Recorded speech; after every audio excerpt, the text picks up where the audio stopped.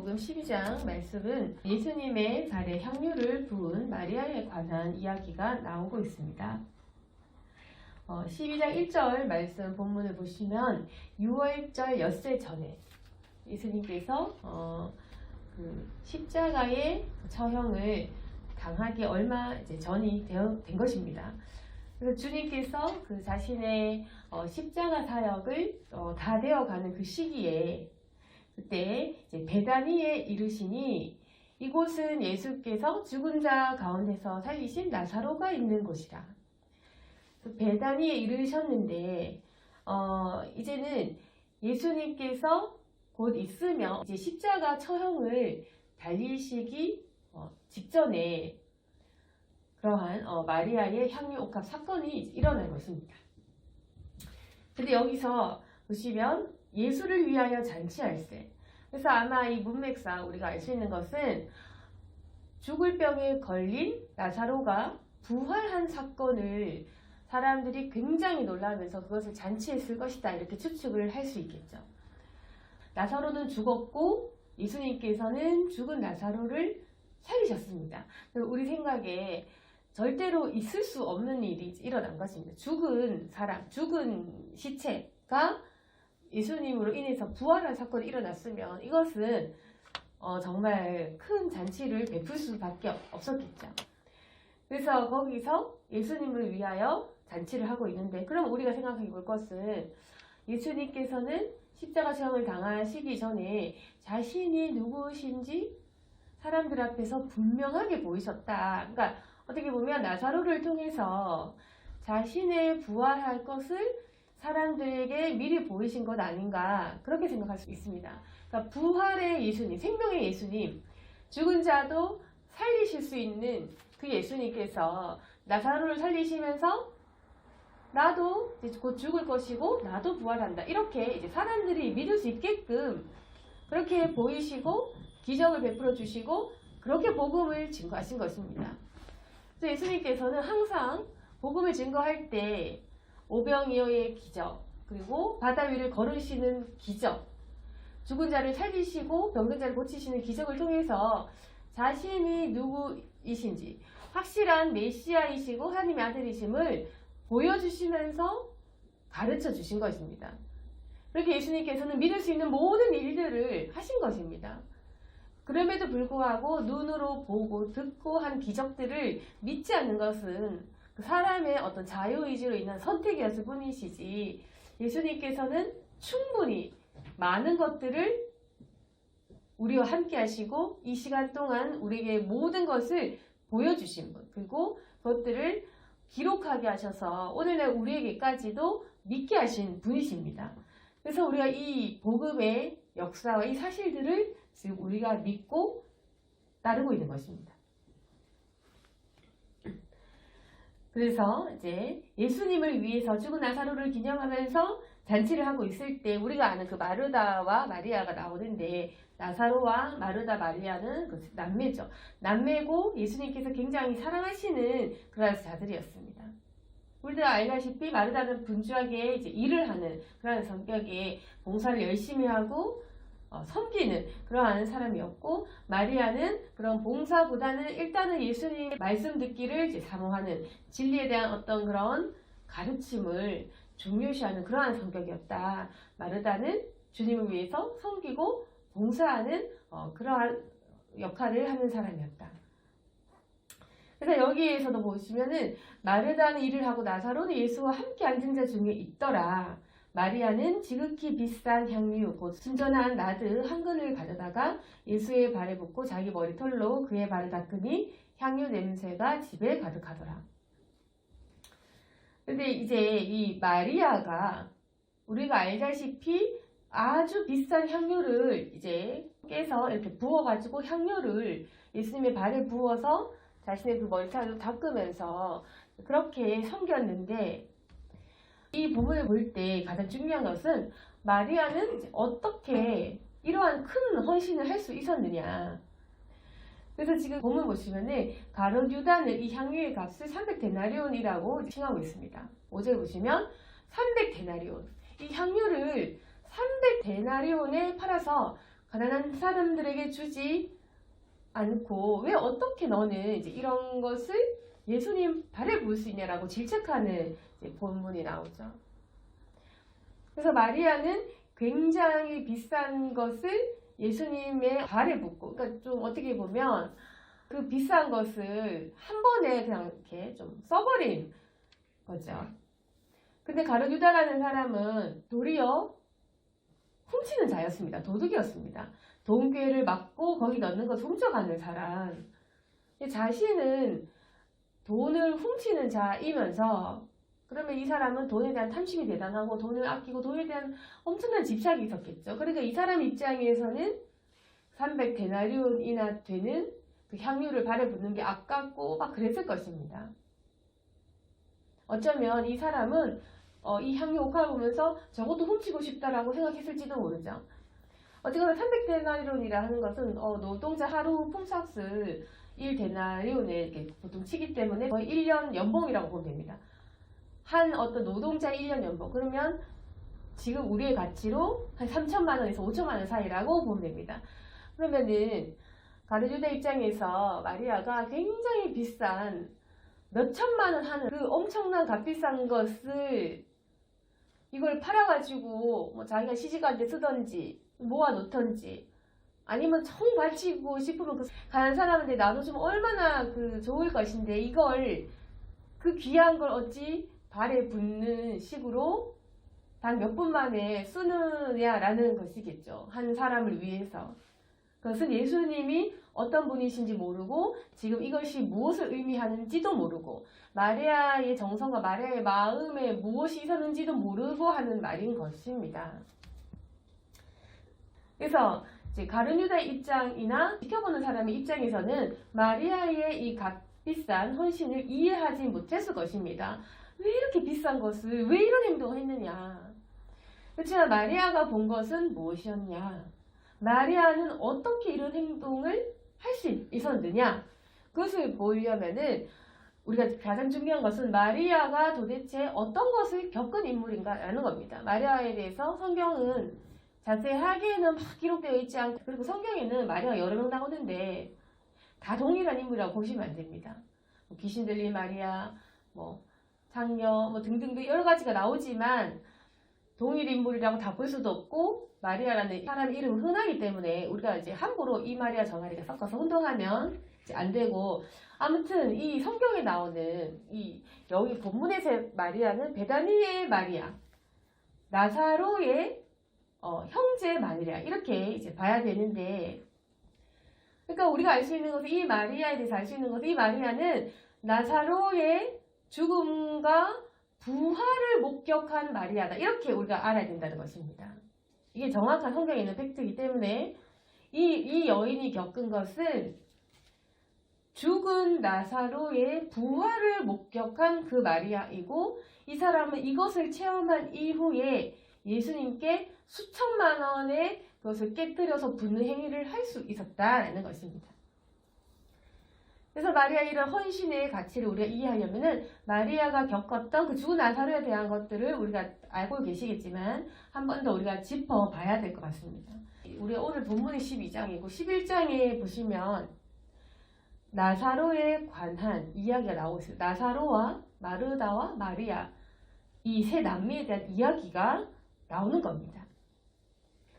그래서 보시면 요한복음 11장에 보시면 어떤 병자가 있다. 이는 마리아와 그 자매 마르다의 마을 베다니에 사는 나사로라.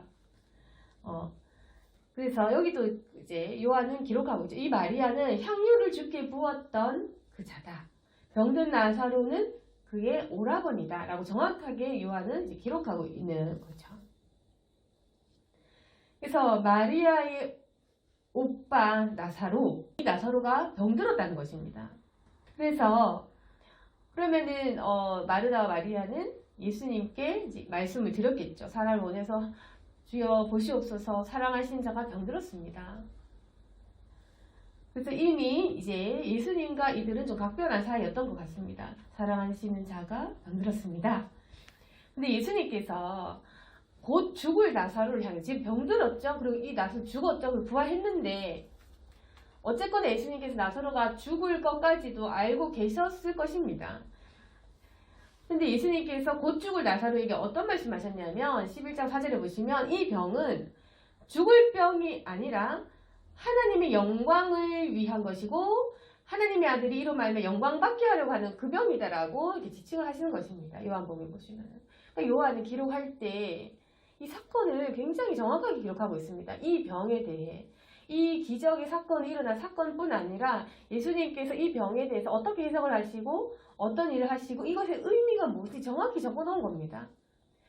그러니까 우리 알아야 될 것은 나사로 이미 죽었는데 죽기 직전에 나사로 죽을 병 걸렸어 했을 때 이 병 죽을 병 아니다 했습니다. 근데 한번 생각해 보십시오. 죽을 병 아니라고 했죠.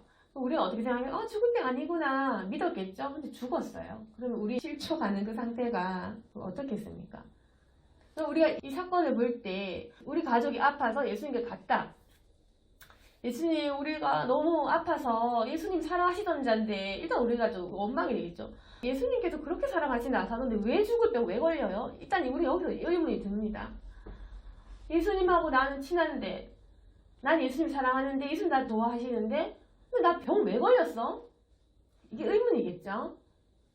여기서 일단 우리는 막히는 겁니다. 예수님 나는 믿음 잘 믿고 예수님 날 알고 근데 나는 현재 난 죽을 병에 걸렸어요. 그러면은 이해가 일단 안 되는 겁니다. 그리고 또 이해 안 되는 것은 예수님께 일단은 그러면 도움을 요청해야 되는 거 갔어요. 예수님 가서 예수님 죽을 병 걸렸습니다. 우리 가족이 죽을 병 걸렸어요. 근데 예수님은 죽을 병 아니다. 이거는 너 뭐 죄 지은 것도 아니고 이건 하나님 영광 때문이다. 그리고 하나님의 아들 예수 하나님의 아들이 영광 받게 하는 거다. 이건 영광 때문이다. 그러면은 이 병자 당사자 앞에서는 사람이 아파서 죽을 이 시절에 무슨 진통제가 있었겠습니까? 죽을 지경인데 예수님 말씀은 이건 하나님 영광이다. 이거 받아들일 수 있겠습니까? 죽기 직전에 이 숨이 넘어가는 사람을 놓고 이거 죽을 병 아니고 하나님 영광을 위해서다. 내가 영광 받게 하려고 너 아픈 거야. 이거 받아들일 수 있겠습니까? 근데 받아들여야 됩니다. 이게 사실이니까. 그러니까 이게 굉장히 나사로와 마리아가 겪은 것은 의심과 낙심을 할 수밖에 없는 사건이 아주 연속이었다는 겁니다. 신앙생활이라는 게. 그래서 죽을 사람 앞에 놔두고 예수님께서는 이건 하나님의 영광이요. 이건 나 영광밖에 안 하는 거. 그렇게 말씀을 하셨고, 그럼 뭐 여기까지는 이해를 했다 치고, 그러면 예수님께 부탁을 했을 때 예수님이 죽을 병 아니다 하면 우리 어떻게 했어? 다행이다. 믿으려고 했겠죠. 근데 죽었어요. 예수님께서 분명히 죽을 병 아니다 했는데 죽었어요. 그리고 울면서 장사 지내고 돌에 파묻었어요. 그러면 어떻겠습니까? 우리 기분이. 예수님이 죽을 병 아니다고 선포했는데 죽었고 난 장사를 지냈어. 그럼 기분이 어떻게 했습니까? 완전히 실족을 했겠죠.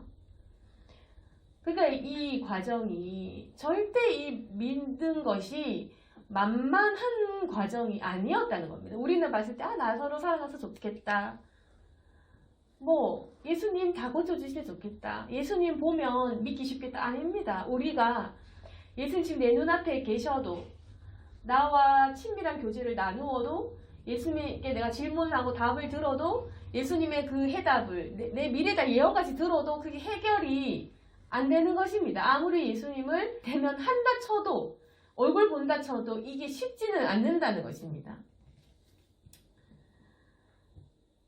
아무튼 그래서 이제 예수님께서 들으시고 이거 죽을 병 아니다. 예수님께서는 나사로 죽게 놔두실 마음 없으신 것입니다.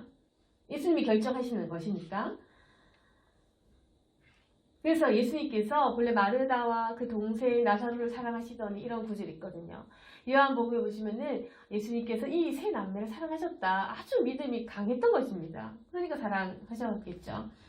그래서 나사로가 병들었담을 들으시고 그 계시던 곳에 이틀을 더 계셨다. 그래서 유대로 가자 하니까 그러니까 제자들이 뭐라 했냐면 랍비여 방금도 유대인들이 돌로 치려하는데 또 그리로 갑니까? 제자들은 이제 말렸다는 겁니다. 우리가 이제 잠든 나사로를 깨우러 가자 하니까 아니 방금 우리 죽을 뻔했는데 돌로 치려하는데 그리로 가면 안 됩니다. 이렇게 말린 겁니다. 그렇지만 예수님께서는 우리 친구 나사로가 잠들었도다. 그러나 내가 깨우러 간다. 그러나 예수님께서는 자신의 생명에 대한 그런 위협 그런 거 아니죠. 예수님께서는 자신의 할 일들을 찾아가시는 분. 그래서 우리 친구 나사로가 잠들었다. 그러니까 내가 깨우러 간다. 제자들은 이 잠들었다라는 말의 의미를 모르고 아니 잠들었으면 낫겠죠. 그렇지만 예수님께서는 그 죽음을 가르쳐서 말을 하시는 것이고 예수님께서는 이제 요한복음 11장 시사에 보시면 나사로가 죽었느니라 라고 제자들에게 말합니다. 그러니까 예수님께서 나사로가 죽은 것도 알고 계신 것입니다. 그러면 이걸 봤을 때 예수님께서는 나사로가 병든 것도 들었고 죽을 것도 아셨고 근데 나사로가 죽게도 내버려 두셨다는 것입니다. 그러면서 계속 하시는 말씀 15절 이것은 굉장히 계획된 사건인 겁니다. 요한복음 11장 15절은 내가 거기 있지 아니한 것을 너희를 위해 기뻐하니 이는 너희로 믿게 하려 함이라. 너희들 믿게 하려고 이 사건이 일어난 거야. 내가 일부러 나사로를 병들고 죽는 것까지 놔뒀다. 내가 그들을 사랑하기 때문에 나사로와 마르다 마리아에게는 내가 특별한 기적을 베풀 집안이고 얘들한테는 내가 부활의 사건을 직접 경험하는 그 집안이 되게 할 것이다. 그런데 부활을 경험하려면 문제는 뭐냐면 죽음을 겪어야 내가 부활을 체험하는 거죠. 그게 문제인 겁니다. 죽음과 부활, 그건 한 세트인 겁니다. 내가 부활을 겪으려면 죽어야 내가 부활하는 걸 느끼겠죠. 우리 인생이 죽어야 우리가 천국 갈 때 부활하는 걸 느끼겠죠. 죽음과 부활은 한 세트고 예수님께서 죽으셨기 때문에 그분은 부활하신 것을 우리에게 나타나신 것입니다. 그래서 예수님께서 너희로 믿게 하려 합니다. 계속 말씀하시죠. 그러니까 예수님은 계속 해서 나사로가 죽을 것 알고 계시고 죽게 내버려 두셨고 이 사건은 내가 누군지 너희들에게 믿게 하려. 나는 곧 며칠 뒤에 십자가 처형을 당할 건데 이제 너희로 하여금 믿게 하려고 그 사건을 위해서 내가 누구인지 너희들에게 보게 하려고 그리고 내 죽음과 내 부활을 너희들에게 미리 경고하고 너희들이 이 마음가짐을 가질 수 있도록 너희들에게 보여준다라는 정확한 어떤 계획 속에서 하신 것입니다. 그래서 예수님께서 너희 믿게 하려 함이니 나사로가 잠들었다 죽었다 그러니까 그 나사로를 깨우러 가자 부활시키러 가자 라는 것입니다. 그래서 예수님께서 이제 오신 겁니다. 요한복음 10장 17절에 보시면은 예수님께서 와서 보시니 나사로가 무덤에 있은지 이미 나흘이다. 무덤에 있은지 나사로 죽은지 나흘째. 이미 죽었죠. 그래서 많은 유대인들이 마르다와 마리아에게 그 오라버니 일로 위문하러 왔다라는 말도 기록되어 있습니다. 그러니까 이미 마르다와 마리아는 너무 이 기분이 어떻겠습니까? 예수님을 믿었고 예수님의 말씀을 늘 들었고 예수님께 간청을 했고 예수님은 죽지 않을 거라 했고 그런데 오라버니는 죽었고 이미 무덤에 장사했고 사람들 위로받고 있고 죽은 지 나흘이고 이 기분이 어떻겠습니까? 그래서 이들은 계속 아쉬워합니다. 아이고 주께서 여기 계셨으면 우리 오라버니가 안 죽었을 텐데 이렇게 얘기하는 거죠. 그렇지만 이 여인은 그러나 나는 이제라도 주께서 무엇이든지 하나님께 구하시는 것을 하나님이 주실 줄 아나이다 이렇게 고백하죠. 이제라도 주님께서 구하시면 하나님 주시겠죠. 이런 믿음의 고백을 합니다. 그래서 마리아는 굉장히 좋은 고백을 했습니다. 주님 여기 계셨으면 우리 오빠 나사로는 죽지 않았을 것입니다.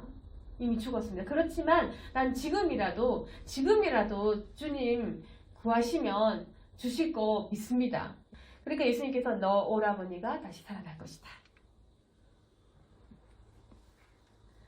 그런데 이제 막상 마리아는 그 말이 지금 당장이라고까지는 왜냐면 눈앞에 현실이 있으니까 이미 그걸 다 묻고 장사 지냈기 때문에 다 못 믿었겠죠. 그래서 마지막 날 부활 때 다시 살아날 줄은 제가 알죠 하니까 예수님께서는 나는 부활이요 생명이니 나를 믿는 자는 죽어서도 살겠고 살아서 나를 믿는 자 영원히 죽지 않는 네가 이것을 믿느냐 이런 말씀을 하십니다. 그래서 예수님께서 이 나사로의 무덤에 갔을 때 돌을 옮겨라 하니까 마르다가 하는 말이 주님 벌써 나흘이 돼서 벌써 냄새가 납니다. 그래서 이 마르다는 믿는데 한 80% 믿는 사람. 그러니까 예수님 같이 계셨으면 안 죽었을 텐데요. 해놓고 그래도 이제라도 구하면 되겠죠. 해놓고는 살아난다니까 그건 부활 때 살겠죠. 또 돌 옮겨하니까 근데 지금 죽은 지 4일 됐는데요. 이미 죽은 시체에 썩은 냄새가 나는데요. 이제 이런 식으로 상당히 이제 우리와 같은 그런 모습을 보이죠. 믿기는 믿는데 그래도 설마 예수님이 죽은 자를 살리겠어? 라는 그 어떤 자신의 믿음의 이제 한계가 이제 있었겠죠. 그래서 마르다가 벌써 냄새가 나는데요. 이제 이런 식으로 부활을 믿지 못하니까 예수님께서는 어떻게 말씀하시냐면 내 말이 네가 믿으며 하나님의 영광을 보리라 하지 아니하였느냐? 이렇게 말씀하신 것입니다. 네가 믿어야 하나님의 영광을 보지. 너 믿어야 이 영광을 볼 수 있다.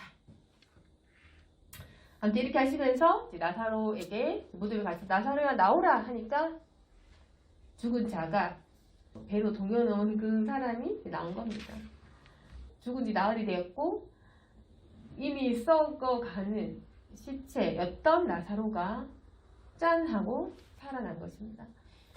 그래서 마르다와 마리아에게 일어난 이 사건을 보고 얼마나 많은 사람들, 특히 나사로의 죽음을 목격하고 그 임종을 지키고 무덤에 가고 이미 위문하고 조문하고 이 모든 사람들은 나사로가 살아 벌떡 움직이니까 얼마나 많은 사람들이 믿었겠습니까? 이거는 병든 자를 고치는 정도가 아니라 죽은 자를 살려낸 사건이었기 때문에 이거는 너무너무 안 믿을 수가 없는 이 사건이고 이것은 나사로를 아는 모든 사람들이 예수님을 믿을 수밖에 없는 그런 사건이었던 것입니다. 그래서 대제사장들은 예수님을 죽이려고 결정을 한 것입니다. 중요한 것은 이것을 목격한 마리아. 그래서 이 마리아는 자신의 그 오라버니의 죽음을 그대로 목격하고 예수님께 간청을 했고 예수님이 없는 사이에 그 나사로가 죽었고 그리고 예수님께서는 그럼에도 불구하고 기다렸더니 나흘째 예수님이 나타나셨고 살리셨고 이것을 목격한 여인이었던 것이죠. 그러면 이 마리아의 인식에는 예수님이 누구라고 생각을 했겠습니까? 정말 이분은 부활이고 생명이구나 라는 것을 알았을 것이다. 그래서 마리아는 예수님이 메시아임을 완전히 알 수밖에 없었다. 그리고 6월절 엿새 전에 예수님께서 그러면 자신의 죽음과 부활도 분명히 증거를 아마도 하셨을 것이겠죠. 그러면 마리아 입장에서 예수님께서 나는 이제 십자가에 못 박힐 거다. 나는 죽을 것이다. 라고 했을 때 마리아의 심정이 어떻겠습니까? 굉장히 슬펐겠죠. 그래서 아마도 이러한 마음에서 마리아는 예수님의 그런 어떤 죽음을 준비하지 않았을까라고 추측을 하는데 그래서 마리아는 그 예수님께서 이제 죽는다고 하셨을 때 자신이 할 수 있는 역할이 무엇일까? 자신의 가장 귀한 1년치 연봉의 그 값인 향유를 깨뜨려서 발을 닦는 행위로 그분의 죽음을 준비했던 것입니다. 그래서 예수님께서 말씀하실 때 가룟 유다가 아니 이것을 어찌하여 이렇게 했느냐 가난한 자들한테 주면 좋은데 왜 이걸 이렇게 했느냐 했을 때 예수님께서는 오늘 본문 7절에 보시면 그를 가만히 두어 나의 장래할 날을 위해 그것을 간직하게 해라. 가난한 자들은 항상 너희와 함께 있거니와 나는 항상 있지 아니하리라. 그래서 이것은 내가 지금 곧 죽기 때문에 내 장례식에 위한 준비다. 그것을 위하여 하게 마리아를 두어라. 너희 가난한 사람 돕는다고 했지? 그러나 가난한 사람들을 그래 돕는 건 좋아. 그러나 가난한 사람들은 항상 너희 곁에 있기 때문에 언제든지 섬길 수 있고 도울 수 있겠지만 나는 너희와 항상 함께 있지 않는다. 나는 곧 죽고 승천할 거라는 그런 뜻이겠죠. 나는 항상 너희와 함께 있지는 않는다. 곧 나는 너희 눈에 보이지 않게 될 거다. 그러니까 나를 섬길 수 있는 그 시간 정해져 있다. 내 발에 향유를 부을 수 있는 그런 시간은 정해져 있고 때가 지나면 너희가 섬길 수도 없다. 이것은 굉장히 기록될 만한 사건. 이 여인의 사건은 사람들이 입에 오르내려 할 정도로 굉장히 큰 사건이 될 것이다. 모든 사람들이 마리아의 행동을 칭찬할 거다. 왜? 이 시기에 이 행동은 하고 싶다고 할 수 있는 그 사건이 아니기 때문입니다. 예수님이 항상 있지도 아니하거니와 예수님의 그 장례를 준비하는 그거 굉장히 고귀한 것이고 이건 너희들이 하고 싶다고 너희 준비됐다. 너희가 나 이제 향유 좀 사놨는데 나 좀 이제 좀 여유 있어서 이 정도 좀 드릴 수 있는데 하다고 해서 할 수 없다. 때가 지나면 끝이다. 마리아 이 행동은 이제 예수님 부활해가지고 그때 그 늦은 겁니다. 그러니까 이제 예수님께서 죽기 직전에 장례 준비하는 거지. 예수님 죽을 때 실족하다가 부활하니까 그제서 예수님 부활 정말 있네? 정말 하늘 아들이네? 그럼 내가 천국 가서 한 자리 해야 되니까 이제 나 좀 봐줘. 그렇게 하면 그거는 이제 지나간 거죠. 그래서 우리가 알 것은 예수님이 죽기 전에 이렇게 섬길 수 있는 거지. 예수님이 죽고 나면 어떻게 하냐. 예수님이 죽고 부활하셔서 승천하셨는데 그때는 언제 하냐. 아니면 예수님께서 십자가에 돌아가실 때는 예수님 잡히셨네. 예수님도 봐라 채찍질 나면 피도 흘리시네. 예수님이 죽으시네. 이렇게 실족 다 해놓고 나중에 부활하니까 정말 하나님 아들이다. 막 지진도 일어나고 죽은 사람 살아나니까 정말 하나님 아들이다. 어떡하지 한 자리 해야 되는데 하면서 그때 향유 깬들 시기는 지나간 것입니다.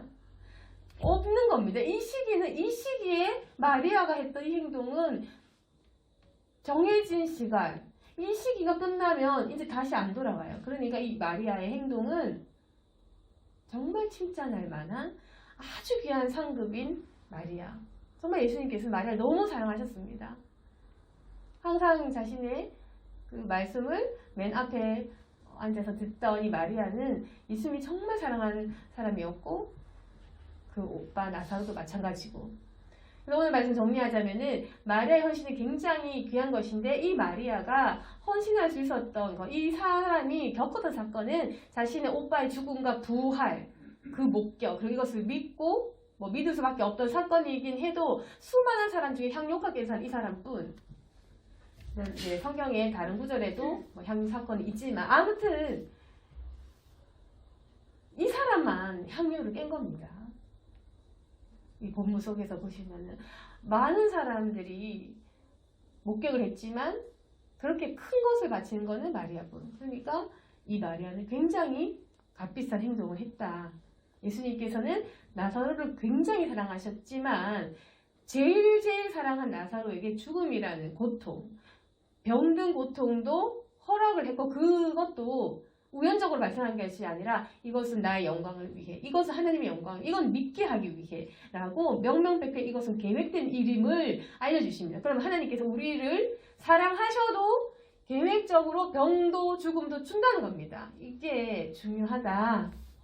나사로를 굉장히 사랑하시고 마리아를 너무 사랑하시죠. 그들에게 자신의 병과 죽음, 자신의 오빠의 죽음, 병 이걸 보여주시고 허락하시는 분, 그걸 계획하시는 분. 그러면서 아픈 우리에게 하시는 말씀, 이건 내 영광을 위해, 이건 하나님의 영광을 위한 일이다. 네가 아픈 거, 고통스러운 거, 이건 하나님의 영광을 위한 것이다. 그리고 네가 하나님을 믿게 하기 위한 것이다. 우리의 질병과 고통을 보게 하시면서 이건 네가 하나님께 영광을 돌려야 되는 문제. 이것은 다른 사람들로 하여금 믿음을 갖게 하는 문제. 이건 네가 하나님께 영광 돌릴 문제라고 우리의 질병에 대해서 고통에 대해서 답을 하십니다. 우리가 분명히 넘어질 때는 있습니다. 하나님 고쳐주신다면서요. 왜 안 나아요? 안 죽는다면서요. 왜 죽었어요?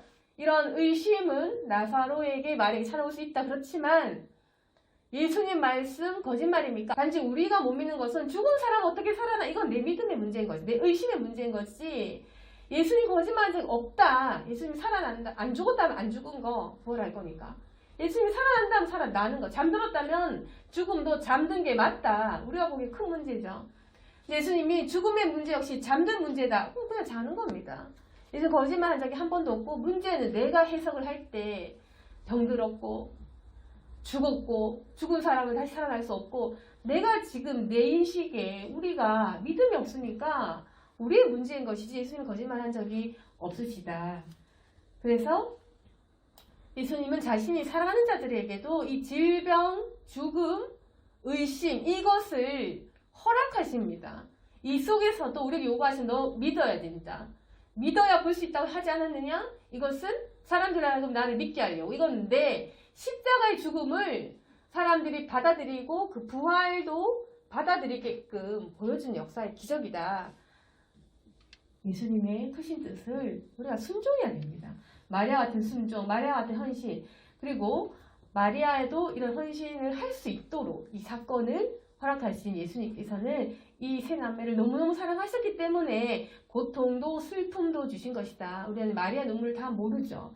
오빠가 죽었을 때 얼마나 눈물 흘렸는지, 예수님이 달려가서 주여 있었더라면 할 때 얼마나 통곡했겠습니까? 그 슬픔을 우리는 지금 다 상상을 못하겠지만 굉장히 고통스러웠을 것입니다.